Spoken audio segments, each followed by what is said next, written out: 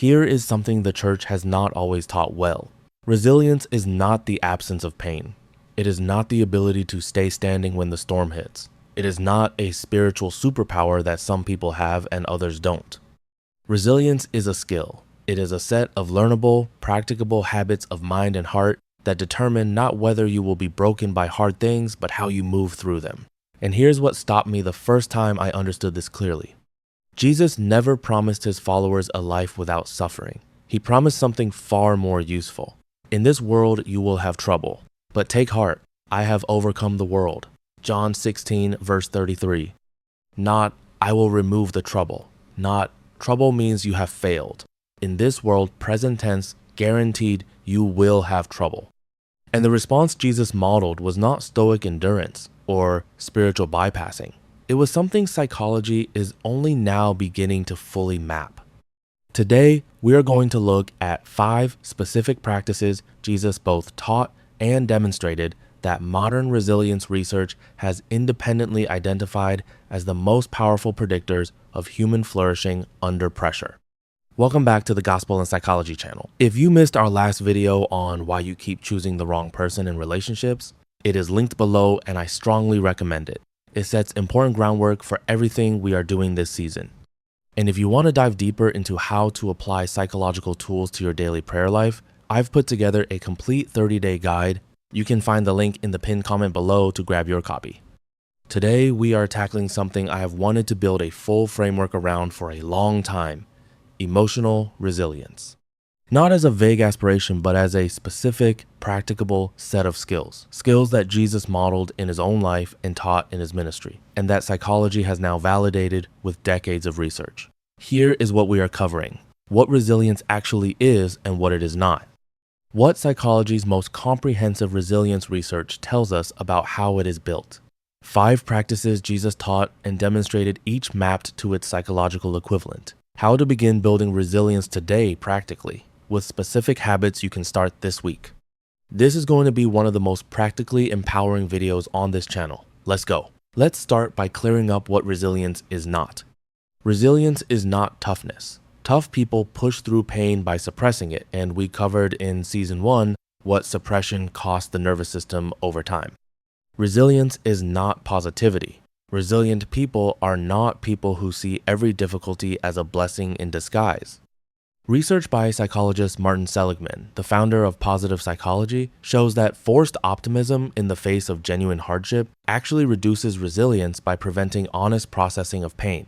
And resilience is not the absence of being affected. The most resilient people in the world are deeply affected by hard things. They feel loss, fear, grief, and anger fully.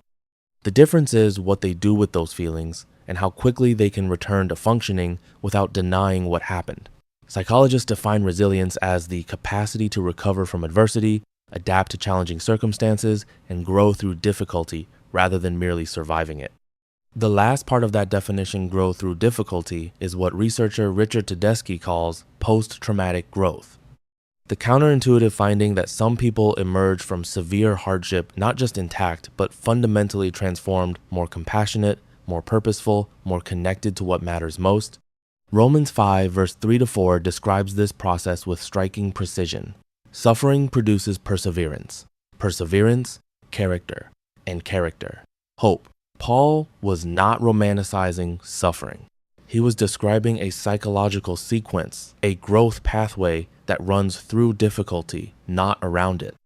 The first practice of resilience is one that sounds simple and is profoundly countercultural in many church environments: telling the truth about what is actually happening.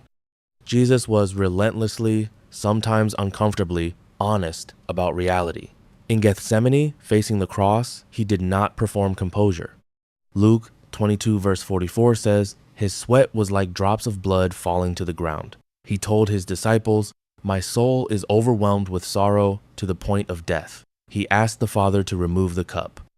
And then, only then, after the full honest acknowledgement of what this cost, he said, yet not my will, but yours be done. The surrender came after the honesty, not instead of it. Psychology calls this emotional acknowledgement, and it is one of the strongest predictors of resilience outcomes. Research by psychologist Susan David shows that people who acknowledge and name their emotions accurately, what she calls emotional granularity, recover from adversity faster, make better decisions under pressure, and report higher well-being than people who suppress or bypass their emotions. You cannot move through what you will not name. Jesus named it in the garden, David named it in the Psalms. Honest acknowledgement is not weakness. It is the first movement of resilience. The second practice is one of the most psychologically sophisticated things Jesus did, and one that is almost invisible unless you are looking for it. Throughout his ministry, Jesus faced repeated attacks on his identity. At his baptism, God declares, "This is my son whom I love." Immediately afterward, in the wilderness, Satan's temptations all begin with the same phrase, "If you are the Son of God." The attack is not on his actions, it is on his identity. And Jesus' resilience in the wilderness was rooted entirely in his refusal to let circumstances define who he was. He did not need to turn stones to bread to prove he was the Son of God. He already knew who he was. The knowing preceded and survived the testing. Psychologists call this internal locus of identity a stable sense of self that is not contingent on performance, approval, or outcomes. Research consistently shows that people with a secure, stable sense of identity recover from adversity significantly faster than those whose self-concept is fragile and circumstance-dependent. For the believer, this is not self-generated. It is received. Romans 8 verse 16 says, "The Spirit himself testifies with our spirit that we are God's children." That identity, child of God, beloved, known is the anchor that holds when everything external is shaking.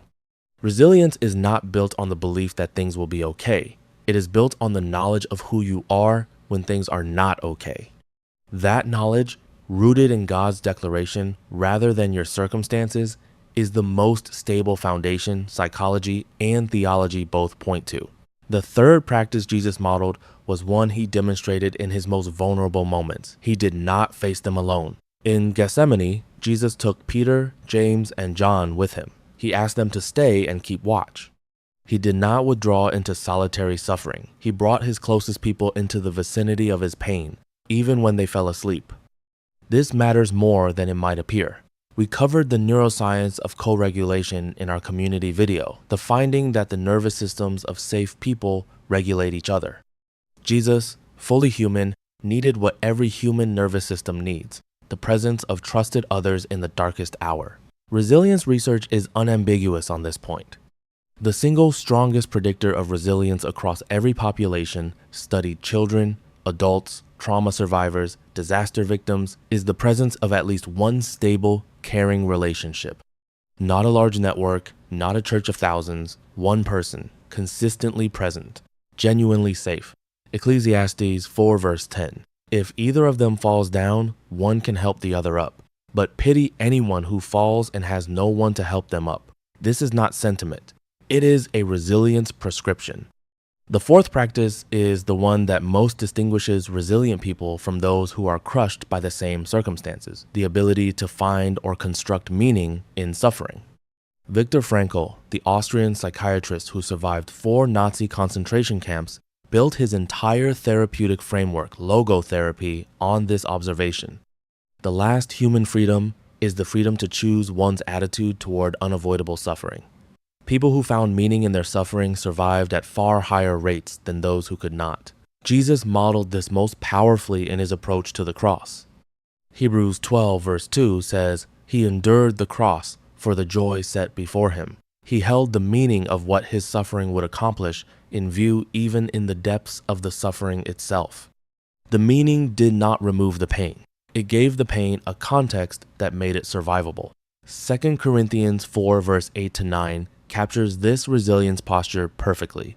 We are hard-pressed on every side, but not crushed, perplexed, but not in despair, persecuted, but not abandoned, struck down, but not destroyed. The key word in each phrase is but, not crushed, not in despair, not abandoned, not destroyed. The suffering is fully acknowledged, and then meaning holds the but in place. That is not denial. That is resilience in its most sophisticated form. I have had seasons, and perhaps you have too, where the only thing that kept me moving was a whispered but. The pain is real, but this is not the end. I am hard pressed, but I am not crushed.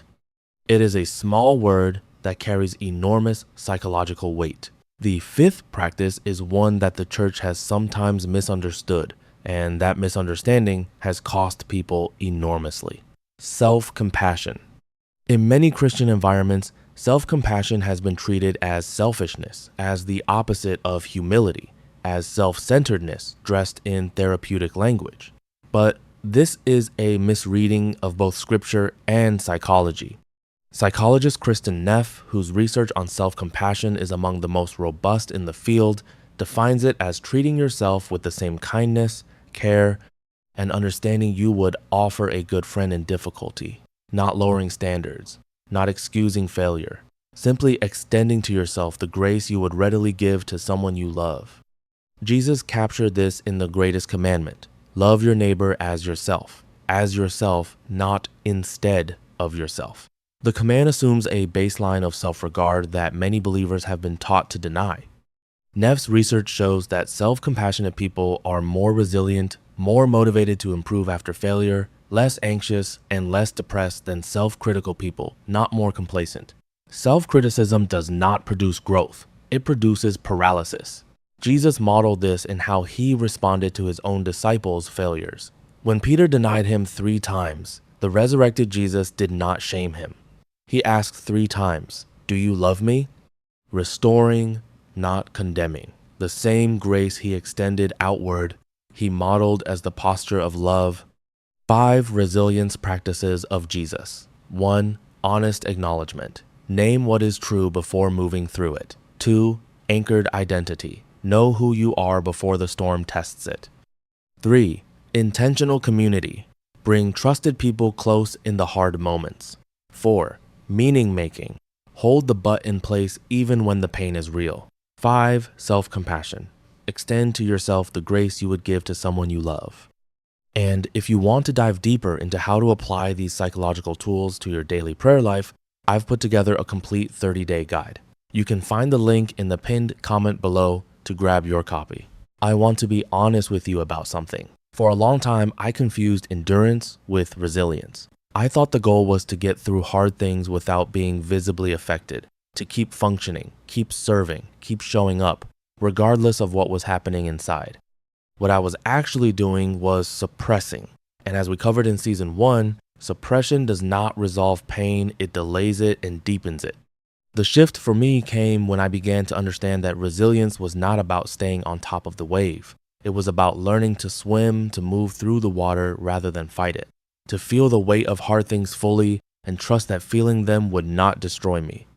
That trust took time to build. It was built through therapy, through honest community, through scripture engaged slowly and personally rather than used as a shield. And it is still being built because resilience is not a destination. It is a daily practice. The 5 practices we covered today are not a checklist you complete once. They are habits repeated, imperfect, cumulative, and every time you practice them, even badly, you are laying another stone on a foundation that will hold when the next storm comes. You do not need to be unshakable. You need to be rooted. There is a profound difference, and the parable of the wise and foolish builders is Jesus's most direct teaching on exactly that distinction. Here is how to begin building resilience this week, 1 practice at a time. This week, practice 1. Choose one situation you have been spiritually bypassing or emotionally suppressing. Name it honestly out loud or in writing. Use the lament practice from season 1, video 6. Just name what is actually true. This week, practice 2. Write down 3 specific truths about your identity in God. Not what you do, not what you have achieved, not how you feel. Who God says you are. Read them every morning this week before you check your phone. This week, practice 3. Identify your one person, the safe, trusted person you can bring into the vicinity of your hard things. Reach out to them this week. Not necessarily to process everything, just to be known by someone while you are going through something. This week, practice 4. Take one current difficulty and ask, what could this be building in me? Not a forced answer, a genuine, open question. Write whatever comes. The meaning does not have to be large. It just has to be real. This week, practice 5. Notice your self-talk after one failure or difficulty this week. Would you say what you are saying to yourself to someone you love? If not, rewrite it out loud with the same tone you would use for a friend. Here is what I want you to take away from today. Resilience is not a personality trait you either have or don't have. It is a set of practicable skills rooted in the teachings and life of Jesus, validated by decades of psychological research that you can begin building today. You do not need a crisis-free life to be resilient. You need a rooted one. Here is your challenge this week. Pick one of the 5 practices and do it once today. Just one. Honest acknowledgement, identity anchoring, community, meaning making, self-compassion. One practice, one time, today. And then come back to the comments and tell me which one you chose and what happened. I read every comment and this community will cheer you on. If this video helped you, share it. Someone in your life is currently in a storm and does not know these tools exist. This might be exactly what they need. Save it. This is a framework worth returning to every time the pressure rises. Bookmark it now. Subscribe. We are building something remarkable, and you do not want to miss what is coming. Next video, we are going to talk about the science of forgiveness, what happens in your brain when you choose to let go. We are going deep into one of the most researched and most misunderstood topics in both psychology and theology. It is going to challenge what you think forgiveness is and give you a completely new reason to pursue it. Until then, practice one thing. That is enough to start. God bless you. I'll see you in the next one.